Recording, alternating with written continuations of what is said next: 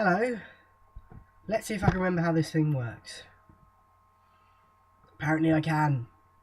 Can I remember how to edit?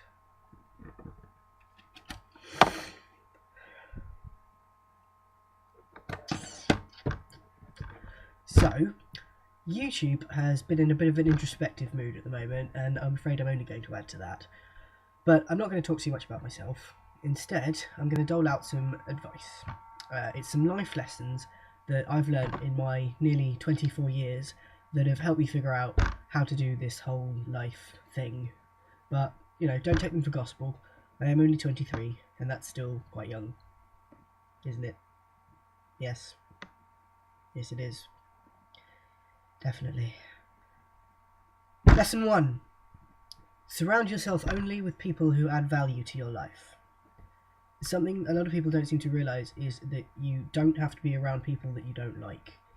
Even if someone has been one of your friends for ages and then starts becoming an awful person, you don't have to continue being friends with them. You should only be friends with people you like. If you don't enjoy being around someone, if someone makes you uncomfortable, drop them. Certainly be polite about it at first, but be rude about it if you think that would help and they don't get the message the first time. That doesn't mean that you can't be a supportive friend though. If one of your friends who you like and value starts going through a tough time, be there for them. And friendships aren't always perfect. People fuck up, and forgiveness is important. But if you're forgiving someone more times than they deserve, drop them. Lesson 2. Strive to be successful rather than just happy.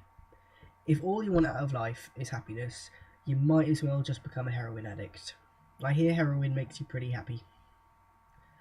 But joking aside, if you're always happy, what do you have to work for? Why would you need to change or grow or become a better person if you're already happy? Sadness and frustration are important emotions because they give us something to work towards. Find out what it is in your life that's making you feel bad and change it. And then move on to the next thing. Work towards what you want most in life and you'll find happiness along the way. Lesson 3. Create good art. Find something creative you enjoy and keep doing it. Make good art. It doesn't even have to be good art. Just strive for perfection and you might get halfway decent and that's fine. Keep doing it. Just keep doing it.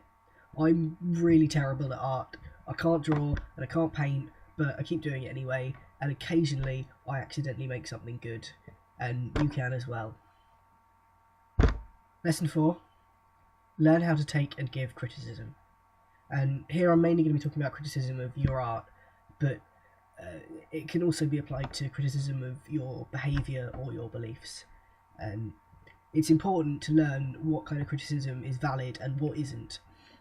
For example, I once showed a story that I was writing to my friend Tom, and he gave me 2 pieces of advice. The first was that a character's actions in one chapter were kind of unrealistic and passive and made him kind of unlikable, and he showed me how I should change the chapter to make sure that didn't happen. And the second piece of advice was that there should be more gay sex scenes. I'm sure you can work out which piece of advice I took. It was the first piece. I mean, I like gay sex scenes as much as the next man, but, time and a place. Basically, what I'm trying to say here is only take worthwhile advice, and think very hard about what kind of advice is worthwhile and what isn't. I hope my 4 lessons have been helpful, and if you have any important life lessons you want to share, leave them in the comments below, and be lovely to everyone. Well, everyone who deserves it.